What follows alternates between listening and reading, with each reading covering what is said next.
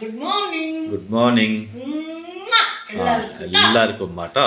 മൊത്തം വെള്ളപ്പൊക്കത്തിലാണ് കേരളം. ഇപ്പോൾ രാവിലെ തന്നെ ആ ഒരു ഗുഡ് മോർണിംഗ് പറയാണ്. അല്ല, പക്ഷെ അത് വന്നിട്ട് ഗുഡ് മോർണിംഗ് പറയാണ്ടിരിക്കാൻ പറ്റില്ല. ഗുഡ് മോർണിംഗിന് ഗുഡ് മോർണിംഗ് എന്തെന്നെ സംഭവിച്ചാലും ഓരോ ദിവസവും എല്ലാവർക്കും ഗുഡ് ആവട്ടെ മോർണിംഗ് എന്ന് വിചാരിച്ചിട്ടാണ് ഗുഡ് മോർണിംഗ് പറയണത്. അതിൻ്റെ ഒപ്പം തന്നെ എന്താണമ്മ വിശേഷം? അല്ല, എന്താ ഇന്ന് പാചകം പറയാമാ?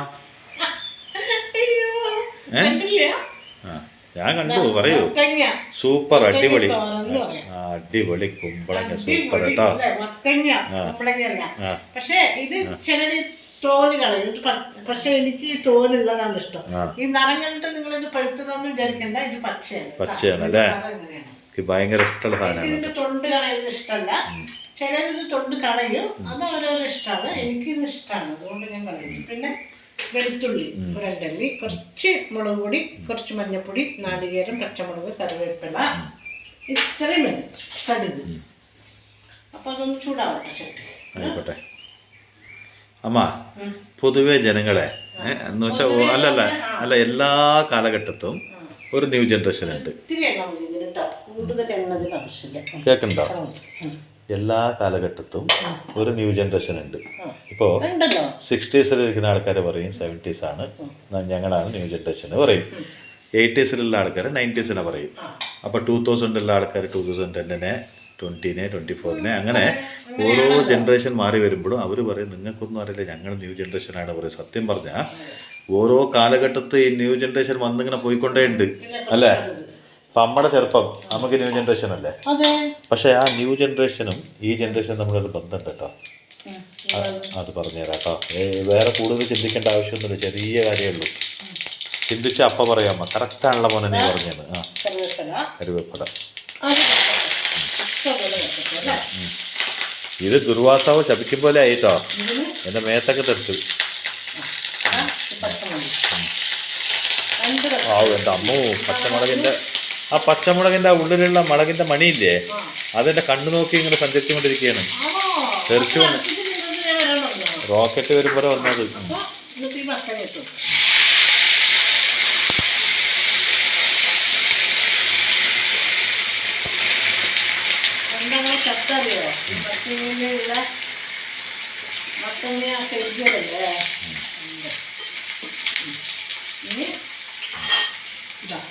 ഈ മഞ്ഞപ്പൊടി, മുളക് പൊടി ഇത് കുറച്ചാണ് കേട്ടോ. എന്താ പറയുക, നമ്മൾ പച്ചമുളക് ഇട്ടത് കാരണം കുറേ ഒന്നും വേണ്ട, ഒരു ഇത്തിരി മഞ്ഞപ്പൊടി, മുളക് പൊടി. ഇനി നമുക്ക് ഇത് വേഗം പോയി വെള്ളമൊന്നും വെക്കണ്ട. അപ്പോൾ ഉപ്പ് ഇത് കുറച്ചിട്ടാൽ മതി. മത്തങ്ങയിലും ഒരു ഉപ്പിൻ്റെ ആവശ്യം. അല്ലെങ്കിൽ ഞാൻ ഇതിൻ്റെ ഇടയ്ക്ക് കയറി വെള്ളം ഒഴിക്കാറില്ലല്ലോ. അതല്ല ഞാൻ പറഞ്ഞത് നിന്നോടല്ല. അങ്ങനെ വെള്ളം ഒഴിക്കും ചിലര്, പക്ഷെ എനിക്ക് വെള്ളത്തിന്റെ ആവശ്യമില്ല. മത്തങ്ങയിലെന്നെ ഇപ്പോൾ മഴക്കാലം കൂടിയല്ലേ, മത്തങ്ങയിലെന്നെ ഒരു വെള്ളം ഇറങ്ങും. അതുകൊണ്ട് പറഞ്ഞതാ. പ്രത്യേകിച്ചൊരു വെള്ളം ഞാൻ പറഞ്ഞു. വെളുത്തുള്ളി നമ്മൾ എണ്ണയിൽ ഇടാണ്ട് ഇങ്ങനെ തന്നെ ഇട്ട് കൊടുക്കുകയാണ്. ഇതിന് അങ്ങനെ ഇടാവോ? അങ്ങനെയാണ് ഇതിനിടുക. അപ്പോൾ ഞാൻ ഈ പറഞ്ഞ ന്യൂ ജനറേഷൻ്റെ കാര്യം ഞാൻ ഒന്ന് പറഞ്ഞുതരാം കേട്ടോ. വേഗം ഒന്ന് പറയാം. എടുക്കുന്നൊരു ചോദ്യം ചോദിക്കുക.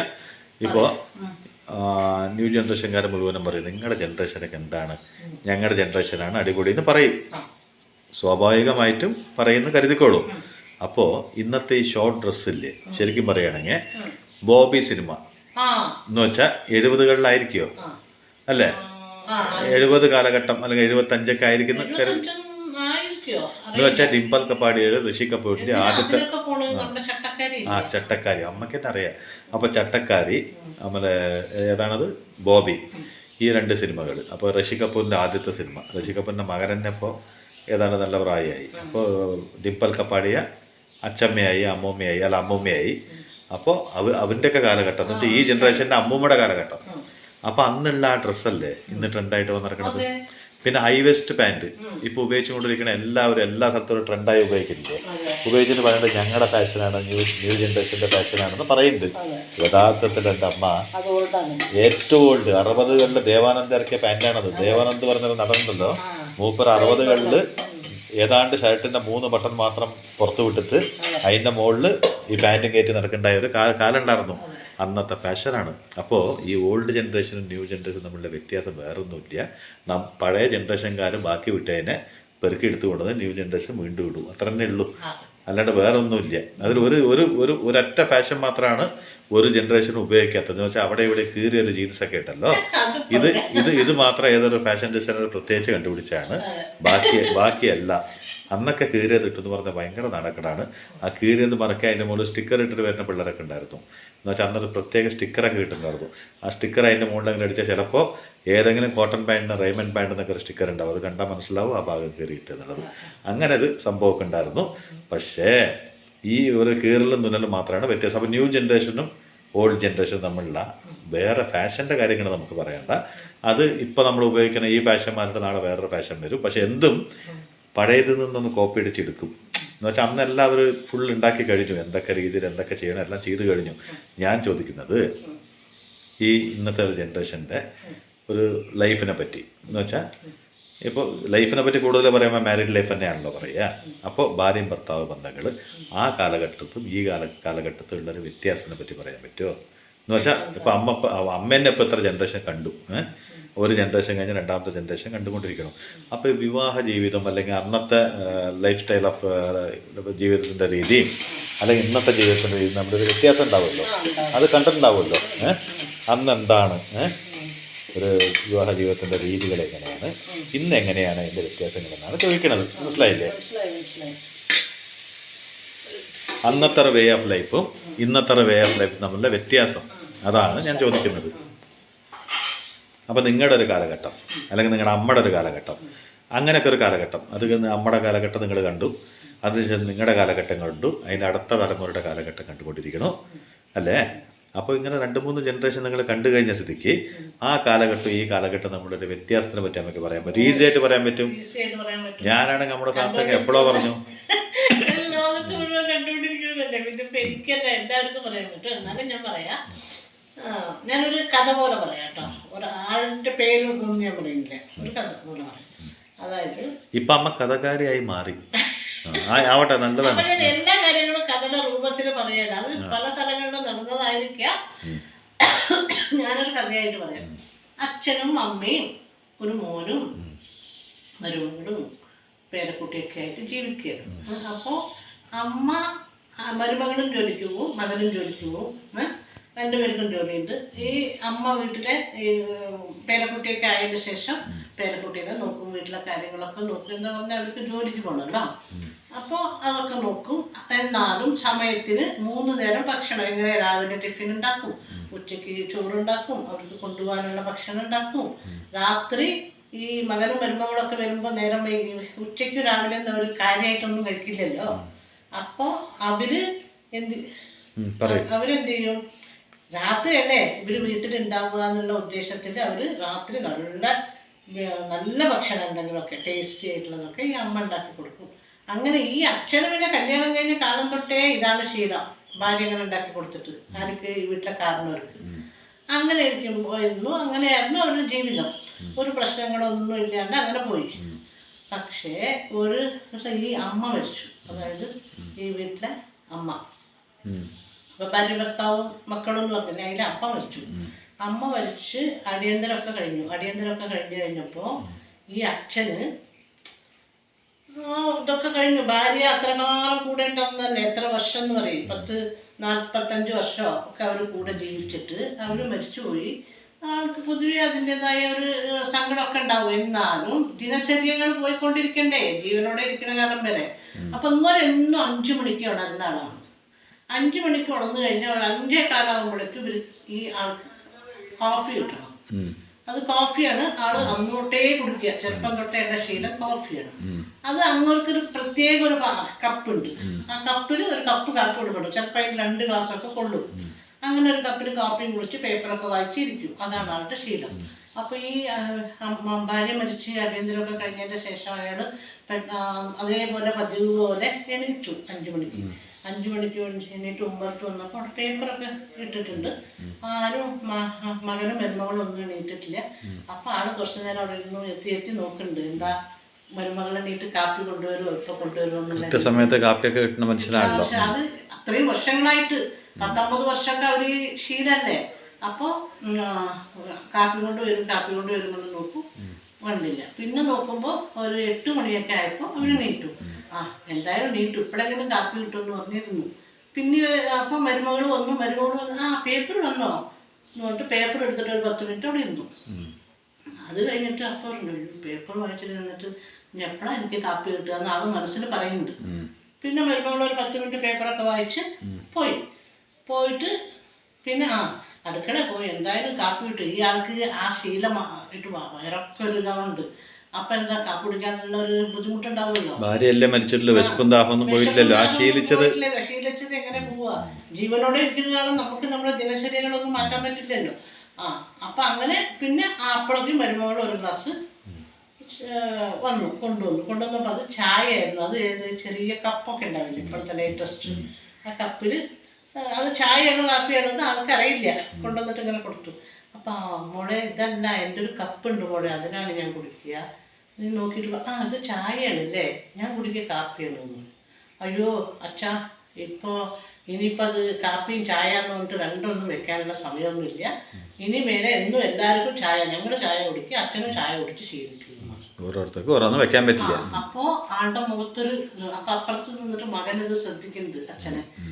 അച്ഛന് ചായ കുടിക്കാൻ ബുദ്ധിമുട്ടാണ് എന്നുള്ള വിഷമം മുഖത്ത് മകൻ ശ്രദ്ധിക്കുന്നുണ്ട്. പക്ഷെ മകനൊന്നും മിണ്ടിയില്ല. പിന്നെ എന്താ ചെയ്യാന്ന് പറഞ്ഞ് ആളത് വാങ്ങിച്ചു കുടിച്ചു. പിന്നെ എന്നും ഈ 8:30 മണി എന്ന് പറഞ്ഞാൽ അവരുടെ വീട്ടിൽ ഡൈനിങ് ടേബിളിൽ പോയി ഇരുന്നാൽ മതി, അവിടെ ടിഫിൻ റെഡി ആയിട്ടുണ്ടാവും. അങ്ങനെയാണ് ശീലം. അപ്പം അന്ന് 9:30 കഴിഞ്ഞിട്ടും ഡൈനിങ് ടേബിളിൽ അവിടെ പോയി നോക്കുമ്പോൾ ഒരു സാധനം ഇല്ല.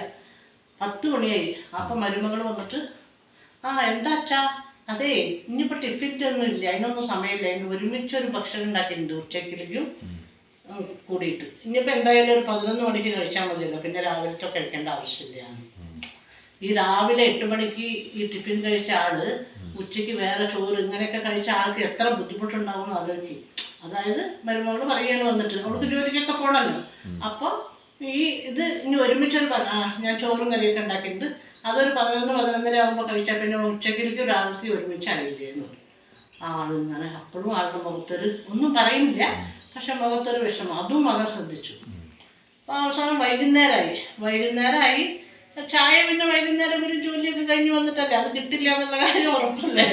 പിന്നെ ഇത് ജോലി കഴിഞ്ഞ് വന്നപ്പോൾ മകനോട് ഭാര്യ പറയാണ്, ഒരു 7:30 ആയി, അതെ നിങ്ങൾ പോയിട്ട് ആ ഹോട്ടലിൽ നിന്ന് പോയിട്ട് ഒരു 12 ചപ്പാത്തി അവിടെ നിന്ന് തന്നെ ഗ്രേവിയും തരുമൊരു, അത് മേടിച്ചിട്ട് വന്നോളൂ, രാത്രി അത് കഴിക്കാം. അപ്പോൾ ഇന്നൊരു ദിവസം വിധമാണ് ഈ ഭാര്യ ഉണ്ടാക്കി കൊടുക്കുക, മക്കൾക്കായാലും അച്ഛനായാലും. അപ്പം ആൾക്ക് എന്തോ ശീലങ്ങളൊക്കെ പെട്ടെന്ന് മാറിയല്ല ആളുടെ മുഖത്തൊരു. അപ്പം മകൻ പോണതിന്റെ മുമ്പ് അച്ഛനെ വിളിക്കുകയാണ്. പ്രായമായി അച്ഛൻ്റെ മുഖം കണ്ടപ്പോൾ മകന് വിഷമം തോന്നുന്നുണ്ട്, പക്ഷെ ഒന്നും പറയുന്നില്ല. അപ്പം അവസാനം മകൻ പറയാം അച്ഛാ ഞാൻ പുറത്തു പോവുകയാണ് ഇത് വാങ്ങിക്കാം. അച്ഛനും അച്ഛൻ വെറുതെ വീട്ടിലിരിക്കില്ലേ, വാ നമുക്കൊന്ന് പോയിട്ട് വരാൻ പറയും. അപ്പോൾ അച്ഛന് മനസ്സിലായി മകൻ എന്നോട് എന്തോ പറയാനുണ്ട്, അതാണ് മകൻ വിളിക്കണമെന്ന് അച്ഛന് പെട്ടെന്ന് മനസ്സിലായി.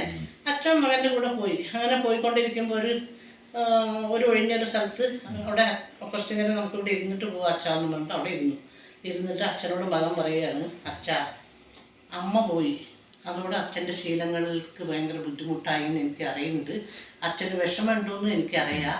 പക്ഷെ അച്ഛൻ ഞാൻ എന്താ ചെയ്യുക, അന്നത്തെ നിങ്ങളുടെ കല്യാണം കഴിച്ച സമയത്തെ ആ ജീവിതം അല്ല ഇന്നത്തെ ഞങ്ങളുടെ ജീവിതം. അച്ഛന് കല്യാണം കഴിച്ച് വരുമ്പോൾ അമ്മയ്ക്ക് 16-17 വയസ്സും അച്ഛന് 10-23 വയസ്സും. അന്ന് നിങ്ങൾ തമ്മിൽ ശരിക്കും കണ്ടിട്ട് പോലും ഉണ്ടാവില്ല. പക്ഷേ അച്ഛനും അമ്മയ്ക്കും ഒരു അണ്ടർസ്റ്റാൻഡിങ് ഉണ്ടായിരുന്നു. പിന്നെ അച്ഛൻ അമ്മേനെ ദേഷ്യപ്പെടും, തൊട്ടേനും പിടിച്ചേനും ഒക്കെ ദേഷ്യപ്പെടാറുണ്ട്. പക്ഷെ അമ്മ അതൊക്കെ അഡ്ജസ്റ്റ് ചെയ്ത് അതൊരു ജീവിതം. എൻ്റെ ഭർത്താവ്, എൻ്റെ കുടുംബം എന്നുള്ളൊരു തോന്നൽ അമ്മയ്ക്ക് അന്നുണ്ട്. ഭർത്താവ് വഴക്ക് പറഞ്ഞാൽ അത് അത്രയേ ഉള്ളൂ എന്നൊക്കെ വിചാരിക്കുന്ന ഒരു സ്വഭാവമാണ് അമ്മയ്ക്ക്.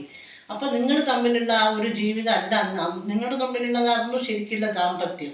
നിങ്ങൾ ആദ്യം കണ്ട് പരിചയപ്പെട്ടു എന്നല്ല കല്യാണം കഴിച്ചത് എങ്കിലും നിങ്ങളുടെ ജീവിതത്തിൽ നിങ്ങൾ കല്യാണം കഴിച്ചതിന് ശേഷം പ്രണയിച്ച് ജീവിക്കുന്ന പോലെയായിരുന്നു നിങ്ങളുടെ ജീവിതം.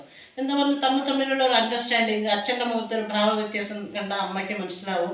അച്ഛൻ്റെ ഇഷ്ടങ്ങൾ എന്താണ്, ഇഷ്ടക്കേടുകൾ എന്താണെന്ന് അമ്മയ്ക്ക് മനസ്സിലാവും. അങ്ങനെ ഒരു ദാമ്പത്യമാണ് നിങ്ങളുടേത്. പക്ഷേ ഇതങ്ങനെയല്ല അച്ഛാ. ഞങ്ങൾ തമ്മിൽ പരിചയപ്പെട്ട് 8 മാസം കഴിഞ്ഞിട്ടാണ് കല്യാണം കഴിച്ചത്. ഞങ്ങൾ ഫോണിൽ സംസാരിച്ചു. അപ്പോഴൊക്കെ ഞങ്ങൾ വിചാരിച്ചു ഞങ്ങൾ തമ്മിൽ ഭയങ്കര അണ്ടർസ്റ്റാൻഡിങ് ആയി എന്നൊക്കെ വിചാരിച്ച് കല്യാണം കഴിച്ചു. കല്യാണം കഴിച്ച് കഴിഞ്ഞിട്ട് അച്ഛൻ പറയും പോലെ ഞാൻ എന്തെങ്കിലും ഒരു ദിവസം, ഇപ്പോൾ ഇത്രയും വർഷമായി എൻ്റെ കല്യാണം കഴിഞ്ഞിട്ട് 18 വർഷം എന്തായി, ആ വയസ്സ് വരെ, ആ വർഷം വരെ ഞാനൊരു ദേഷ്യപ്പെട്ടിട്ട് അങ്ങോട്ട് ഒരു വാക്ക് പറഞ്ഞിട്ടില്ല. പറഞ്ഞു കഴിഞ്ഞാൽ അത് എന്താ പറയുക, ഇപ്പം എൻ്റെ ഭാര്യയ്ക്ക് 1 ലക്ഷം രൂപ ശമ്പളം മേടിക്കുകയാണ്. അവൾക്ക് അവളുടേതായ ഒരു ഈഗോ ഒക്കെ ഉണ്ടാവും. അവൾ എനിക്ക് സരിസമമാണെന്നുള്ള തോന്നലുണ്ടാവും. ഇന്നത്തെ എൻ്റെ ഭാര്യയ്ക്കെന്നില്ല, ലോകത്തുള്ള എല്ലാവർക്കും അവർ ജോലി ചെയ്യുന്നുണ്ട്. ഞാനും ഭർത്താവിനൊപ്പം തോളോട് തോൾ ചേർന്ന് ജോലി ചെയ്യുകയാണ് എന്നുള്ളത്. അപ്പോൾ അവരോട് നമുക്ക് പലതും പറയാനുള്ള ഒരു പരിമിതിയുണ്ട്. അതിൽ കൂടുതൽ ഞാൻ എന്തെങ്കിലും പറഞ്ഞു കഴിഞ്ഞാൽ ആ ദാമ്പത്യ ബന്ധം അവിടത്തോടെ തീരും. നിങ്ങളെപ്പോലെ ഇത്രയും വർഷം 19 വർഷം ഒരുമിച്ചൊരു ദാമ്പത്യ ജീവിതം എന്താ ഒരു കാവ്യം പോലെ, പ്രേമകാവ്യം പോലെ ഒന്നും കൊണ്ടുപോകാനൊന്നും ഞങ്ങളുടെ ജനറേഷനിൽ പറ്റില്ല വെച്ചാൽ. ഒരു അഡ്ജസ്റ്റ്മെൻറ്റാണ് ഞങ്ങളുടെയൊക്കെ ജീവിതം. എൻ്റെന്നല്ല, ഈ ലോകത്ത് ഇന്നത്തെ തലമുറയുടെ എല്ലാവരുടെയും ജീവിതം ഒരു അഡ്ജസ്റ്റ്മെൻറ്റാണ്.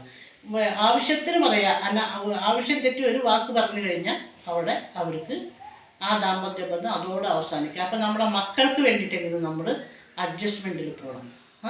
അപ്പം അങ്ങനെയാണ് അച്ഛാ ജീവിതം. അതുകൊണ്ട് അച്ഛൻ ഇനിമേലെ ഈ ശീലത്തിലേക്ക് ഒന്ന് പരിചയപ്പെട്ടു വരിക, അതിനെ ഒന്ന് അനുസരിച്ച് ജീവിക്കണമെന്ന് മാത്രമേ ഞാൻ പറയുന്നുള്ളൂ. എന്നാലേ അച്ഛാ എൻ്റെ ജീവിതം ഇങ്ങനെ പോവുള്ളൂ എന്ന് പറയും. അപ്പോൾ അച്ഛന് മനസ്സിലായി. അച്ഛൻ പറയും, ഒന്നും പേടിക്കണ്ട കേട്ടോ, ഞാനത് ശീലിക്കുക. ഇനിമേലെ ഞാൻ നിനക്കൊരു ബുദ്ധിമുട്ടും വരാത്ത രീതിയിൽ ഈ ജീവിതത്തോട് ഞാൻ പൊരുത്തപ്പെട്ടു പോവുക, അങ്ങനെ ആയിക്കോട്ടെ എന്ന് പറയുന്നുണ്ട്. കാരണം എന്താ പറയുക, മകന് വേണ്ടിയിട്ട് അച്ഛനൊരു വിട്ടുവീഴ്ച ചെയ്യണ്ടേ. അതാണ് ഇന്നത്തെയും തലമുറ. അന്നൊക്കെ അച്ഛനും അമ്മയൊക്കെ വീട്ടിലുണ്ടെന്ന് പറഞ്ഞാൽ അവർക്ക് സമയത്തിന് ഭക്ഷണം കൊടുക്കണം എന്നൊക്കെയാണ് വിചാരിക്കുക.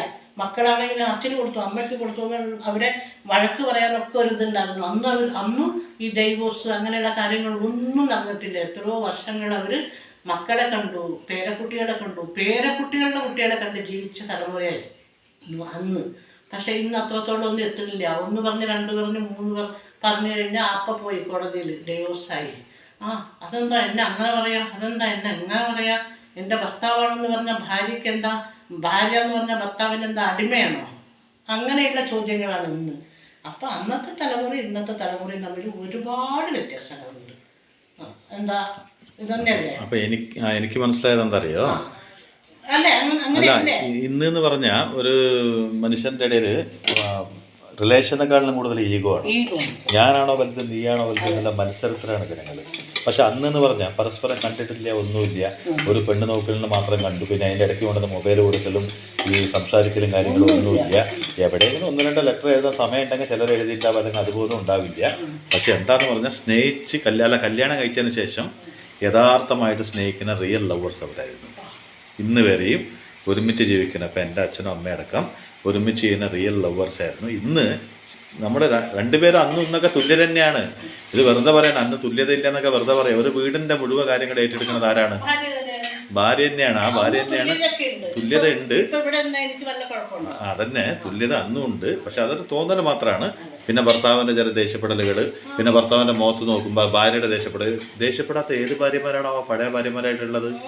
പണ്ട് കാലത്ത് അമ്മമാരെന്ന് പറഞ്ഞാൽ ഏതു നേരം ബുറുബുറുവാണ്. ഇന്ന് പിന്നെ അത്ര വലിയ ബുദ്ധിമുട്ടൊന്നും ഇല്ല. അപ്പം അമ്മേനെ മാത്രമല്ല മൊത്തത്തിൽ. അപ്പം എന്നിട്ടും അതവിടെ പറയണത് നമ്മുടെ നന്മയ്ക്ക് വേണ്ടിയിട്ടാണെന്ന് മനസ്സിലാക്കുന്ന ഒരു ഭർത്താവ് മക്കളുണ്ടായിരുന്നോ? എന്നിട്ട് എന്താണ് പറയുന്നത് തുല്യത കുറവെന്ന്? അന്ന് എല്ലാ തുല്യത ഉണ്ടായിരുന്ന ഭാര്യയ്ക്ക് തുല്യത ഇല്ല എന്നൊക്കെ വെറുതെ പറയണം. തുല്യത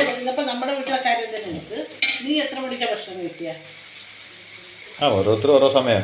അച്ഛൻ നേരത്തെ, അച്ഛന് കറക്റ്റ് സമയത്ത് കിട്ടണോ? അച്ഛന് ഏറ്റവും നേരത്തെ. അതിപ്പോ ഞാൻ ആ സമയത്ത് അങ്ങനെ പറയുകയാണെങ്കിൽ ഞാൻ ചായ കുടിക്കണ വെറും കാലി ചായ കുടിക്കുന്ന സമയത്ത് അച്ഛൻ ബ്രേക്ക്ഫാസ്റ്റ് അത് ഞാൻ കൊടുക്കണ്ടോ? ഞാൻ ബ്രേക്ക്ഫാസ്റ്റ് കഴിക്കുന്ന സമയത്തായിരിക്കും ചിലപ്പോൾ അച്ഛൻ ഭക്ഷണം കഴിക്കുക. അങ്ങനെയൊക്കെ വ്യത്യാസം. അപ്പൊ അങ്ങനെ ഉണ്ട് അല്ലേ?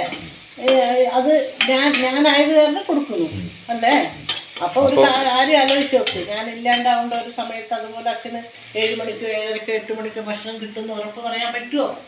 കാരണം പറ്റില്ല. കാരണം എന്താ പറഞ്ഞാൽ ഇന്നത്തെ കുട്ടികൾക്ക് അതിന് പറ്റില്ല. അവർ എണീക്കുമ്പോൾ തന്നെ നേരം വൈകും.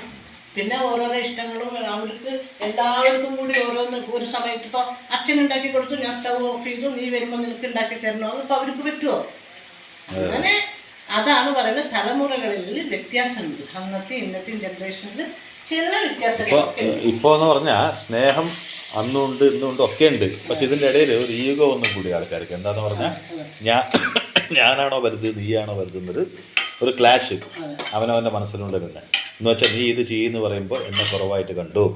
അല്ലാണ്ട് ആ ഒരു മ്യൂച്വൽ അണ്ടർസ്റ്റാൻഡിങ് അങ്ങോട്ടും ഇങ്ങോട്ടും ഇല്ലാണ്ട് പോയി. അണ്ടർസ്റ്റാൻഡിങ് കുറവ് തന്നെയാണ് ഇന്ന് ഏറ്റവും കൂടുതൽ വിവാഹബന്ധങ്ങളുടെ വേർപിരിയാൻ കാരണം. എന്ന് വെച്ചാൽ അങ്ങോട്ടും ഇങ്ങോട്ടും പരസ്പരം സംസാരിക്കാൻ സമയമില്ല. എന്ന് വെച്ചാൽ തുറന്ന് സംസാരിക്കാൻ സമയമില്ല. ഞാൻ അഥവാ തുറന്ന് സംസാരിക്കാൻ നിന്നാൽ ഒന്നുമില്ലെങ്കിൽ ഭർത്താവിൻ്റെ വീട്ടുകാർ അല്ലെങ്കിൽ ഭാര്യയുടെ വീട്ടുകാർ ഇപ്പൊ ഈ പറഞ്ഞ കഥയില് 7:30 ഒരു 5 മണി 5:30 മണിക്ക് ചായ കൊടുക്കാൻ ആ ഭാര്യയോട്, ആ മകന്റെ ഭാര്യയോട് മകൻ പറഞ്ഞ എന്തായിരിക്കും അവസ്ഥ സ്ഥിതി? സൗകര്യമില്ല പറയും. 8 മണിക്ക് എനിക്ക് ഓഫീസിൽ പോകണം, കാര്യങ്ങളുണ്ട്, അവൾക്ക് ഒരുപാട് കാര്യങ്ങളുണ്ട്, അതും ശരിയാണ്. ആ സമയത്ത് അച്ഛന് ഞാൻ 5:30 മണിക്ക് നിങ്ങൾക്ക് ചായ കൊടുക്കാൻ പറ്റുമെന്നുള്ള അവിടെ വഴക്കാവില്ലേ, തർക്കാവും. അപ്പൊ ആ മകൻ അവിടെ ചെയ്തത് ശരിയാണ്. അങ്ങോട്ടും ഒന്നും പറയാൻ പോയില്ല. അച്ഛനെ വിളിച്ചിട്ട് അച്ഛനോട് ഇങ്ങനെയാണ് കാര്യങ്ങളെന്ന് പറഞ്ഞ് സോൾവ് ചെയ്തു. അങ്ങനെ എല്ലാ കുടുംബത്തിലും അങ്ങനെ അണ്ടർസ്റ്റാൻഡിങ് ഉള്ള ഒരു മകനും അങ്ങനെ ഒരു അച്ഛനും ഒക്കെ ഉണ്ടെങ്കിൽ ആ ജീവിതം അങ്ങനെ ഇങ്ങനെ പൊക്കോളും. അല്ലെങ്കിലോ എന്ന് വെച്ചാൽ ഒരു കാലഘട്ടം അന്നാണെങ്കിലും ഇന്നാണെങ്കിലും മനസ്സിൻ്റെ ഉള്ളിൽ, പഴയ കാലഘട്ടമാണെങ്കിലും പുതിയ കാലഘട്ടമാണ്, മനസ്സിൻ്റെ ഉള്ളിൽ നമ്മൾ പരസ്പരം മനസ്സിലാക്കാൻ കഴിഞ്ഞാൽ, എന്നിൽ നിനക്കും നിന്നിൽ എനിക്ക് ഈഗോ ഒന്നും ഇല്ല എന്ന് മനസ്സിലാക്കാൻ കഴിഞ്ഞാൽ അതാണ് സുന്ദരമായ ജീവിതം. ഉള്ളിൻ്റെ ഉള്ളിൽ ഞാനാണ് വലുത് നീയാണ് വലുത് എന്നുള്ള മത്സര ബുദ്ധിയോട് കൂടി പോയാൽ ഒരു കാലത്ത് നിങ്ങൾ ഒന്നായി ജീവിച്ച ചരിത്രമേ ഉണ്ടാവില്ല. ഒന്നായി ഭക്ഷണം കഴിച്ചുകൊണ്ടോ, ഒന്നായി കടന്നുറങ്ങിയത് കൊണ്ടോ, ഒന്നായി സിനിമയ്ക്ക് പോയത് കൊണ്ടൊന്നും നിങ്ങൾ ഒന്നാവില്ല. ഒന്നാവണമെങ്കിൽ മനസ്സ് കൊണ്ടൊന്നാവണം. അതിന് പഴയ തലമുറ പുതിയ തലമുറ എന്ന് പറയുമ്പോൾ പഴയ തലമുറയ്ക്ക് അങ്ങനെ ഒരു ധാരണയുണ്ട്. ഇന്ന് പൊതുവെ വീട്ടുകാരാണ് ഏറ്റവും വലിയ ശത്രുക്കൾ. ഭർത്താവിൻ്റെ വീട്ടുകാരാണെങ്കിലും ഭാര്യയുടെ വീട്ടുകാരാണെങ്കിലും ചെറിയൊരു ക്ലാഷ് വരുമ്പോഴേക്ക് അതിന് വലിയ പുക ഉണ്ടാക്കിയിട്ട്, ഇപ്പം നമ്മളിത് വറവിടില്ലേ, അതുപോലെ എല്ലാം കൂടി മിക്സ് ചെയ്ത് പുക വരുത്തി അതിനെ രണ്ടാക്കി പിരിക്കാൻ തയ്യാറായി നിൽക്കുന്ന 2 കുടുംബങ്ങൾ അപ്പുറത്തിപ്പുറത്തുള്ള കാലം വരെ പരസ്പരം ഇവർക്ക് സംസാരിക്കാനുള്ള സമയമില്ല. സംസാരിച്ച് നേരാക്കാൻ പറ്റുന്നതും കൂടി സംസാരം കുറഞ്ഞ് നേരാവാതെ പോകുന്നു. എന്തിനാണ് മൂന്നാമത്തെ ഒരു കൗൺസിലിങ്ങിൻ്റെ ആവശ്യം? എന്തിനാണ് അവിടെ ഒരു ആടിരിക്കേണ്ട ആവശ്യം? അത് ചോദിക്കാൻ വേണ്ടിയിട്ട് പണ്ടത്തെ 2 കുടുംബക്കാരെ ചെയ്യേണ്ടായിരുന്നത് ഒത്തുതീർപ്പാക്കി കൊണ്ടുപോകണ്ടായിരുന്നു. അതൊന്ന് കോടതിയിൽ പോയിട്ടും കൂടി ഒത്തുതീർപ്പാവാത്തൊരു കാലഘട്ടത്തേക്ക് കടന്നുകൊണ്ടിരിക്കുന്നു. വിവാഹമോചനങ്ങൾ ഏറ്റവും കൂടുതൽ നടക്കുന്ന ഈ കാലഘട്ടത്തിൽ പഴയ തലമുറയുടെ ചില രീതികൾ, എല്ലാം വേണമെന്നില്ല, വിട്ടുവീഴ്ചകളുടെ ചില രീതികൾ. അന്ന് ഭർത്താവിനും ഭാര്യയ്ക്കും വിട്ടുവീഴ്ചയൊക്കെ ഉണ്ടായിരുന്നു. ഇല്ല എന്നുള്ളത് വെറും തോന്നൽ മാത്രമാണ്. 2 പേരും അങ്ങോട്ട് ഇങ്ങോട്ട് വിട്ടുവീഴ്ച. പക്ഷേ മനസ്സിലാക്കൽ, അഗാധമായ മനസ്സിലാക്കലായിരുന്നു. ഭർത്താവിനെ ഭാര്യയ്ക്ക് പൂർണ്ണമായിട്ടറിയാം, ഭാര്യനെ ഭർത്താവിന് പൂർണ്ണമായിട്ടറിയാം. സംശയരോഗങ്ങളിൽ ഏറ്റവും കുറവ് ചാൻസുള്ള സമയമായിരുന്നു. സംശയരോഗങ്ങൾ എന്ന് നമ്മുടെ ജീവിതത്തിൽ വരുമോ അന്ന് ആ ജീവിതം തകർന്ന് തറപ്പാണായി പോകും, ഒരു സംശയമില്ല. അതുപോലെ മാതാപിതാക്കളാണെങ്കിലും ഇപ്പോൾ ചെക്കൻ്റെ അമ്മയും അച്ഛനാണെങ്കിൽ അവർ ഇങ്ങനെ എന്തെങ്കിലും ഒരു പ്രശ്നം വരികയാണെങ്കിൽ അഡ്ജസ്റ്റ് ചെയ്താണ് പോകണം. അപ്പം മകനെ മനസ്സിലാക്കണം, ആ കുട്ടിയെ മനസ്സിലാക്കണം. കാരണം എന്താണ്, അവർ ഇന്നത്തെ തലമുറയാണ്. അവരിൽ വലിയ വ്യത്യാസങ്ങൾ നമ്മൾ ഉൾക്കൊണ്ട് അവരുടെ രീതിയിലേക്ക് അങ്ങോട്ട് മാറുക. അതുപോലെ പെൺകുട്ടിയുടെ അച്ഛനും അമ്മയാണെങ്കിൽ അത് അങ്ങനെയാണ്, നീ അവിടെ അവർ വയസ്സായ ആൾക്കാരാണ്, അങ്ങനെ പോട്ടെ, അങ്ങനെയുള്ള രീതിയിൽ അവരും പെരുമാറി കഴിഞ്ഞാൽ ഈ കുടുംബം ആ കുടുംബം ഒക്കെ നല്ല രീതിയിൽ അല്ലേ? അതാണ് ഇന്നത്തെ. അപ്പോൾ പഴയ തലമുറ പുതിയ തലമുറ തമ്മിലുള്ള വ്യത്യാസം അത്രയേ ഉള്ളൂ. അപ്പോൾ ഇതാണ് ഇന്നത്തെ മറ്റേ തോരൻ. ഇത് ഞാനിപ്പോൾ ഒരു പരിപ്പ് കുത്തി കച്ചു, അത്രയേ ഉള്ളൂ ഒന്ന്. പിന്നെ പപ്പടം കച്ചി കൊടുക്കാമെന്ന് പറഞ്ഞിട്ടുണ്ട്. ഞാൻ 2 ദിവസം ഇങ്ങനെ പോട്ടെ, അത് കഴിഞ്ഞാൽ പിന്നെ എന്തെങ്കിലുമൊക്കെ ഉണ്ടാക്കി തരാം കേട്ടോ. അപ്പോൾ വരിക നിങ്ങള് ഇതൊക്കെ കൂട്ടി കഴിക്കാൻ വരുമോ? അതൊന്നുമല്ല, ഭക്ഷണം എല്ലാവരും ഇഷ്ടപ്പെടുന്നവരും. അല്ലേ, കുഴപ്പമില്ല. കർക്കിടക മാസം കൊണ്ട് ചിലപ്പോൾ അതൊക്കെ നിങ്ങൾ കൂട്ടിന്ന് വരും അല്ലേ? എത്ര ആൾക്കാർ കൂട്ടാത്തവർ ഞാനടക്കല്ലേ ഇവിടെ കൂട്ടിക്കൊണ്ട്. അതന്നെ ഒരു 7 ദിവസത്തെ കാര്യത്തിലാണ് ഇത്രയൊക്കെ പറയുന്നത്. ഭയങ്കര ത്യാഗമായി, എന്തൊരു ത്യാഗമാണ് അറിയത്. ഇത്രയും വലിയൊരു ത്യാഗം നിങ്ങൾ എവിടെയെങ്കിലും കണ്ടിട്ടുണ്ടോ? പറയണ്ട, കഷ്ടം. അംഗീകരിച്ചല്ലോ മതി. അപ്പൊ ഓക്കേ.